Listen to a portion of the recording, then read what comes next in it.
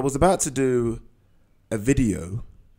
I was going to do this video last night, actually, talking about how the gap is almost closing a little bit between Frank and Eddie Hearn, so BT Sports and Sky Sports, and should Eddie Hearn be worried about this?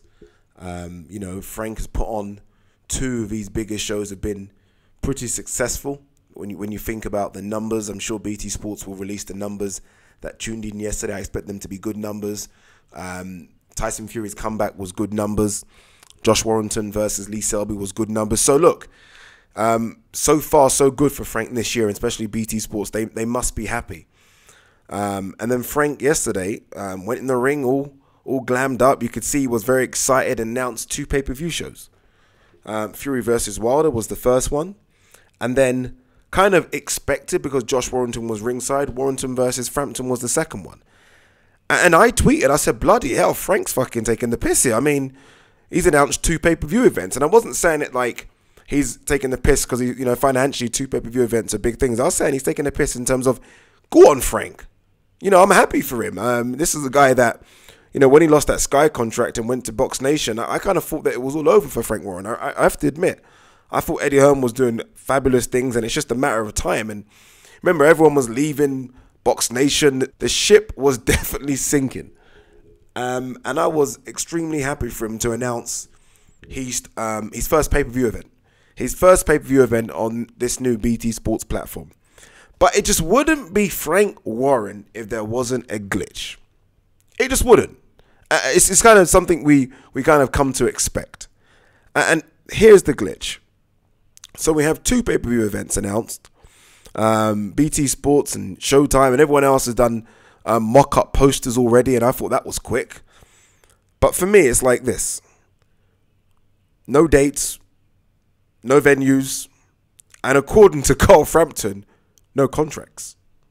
Carl Frampton done an interview with Michelle Joy Phelps from Behind the Gloves.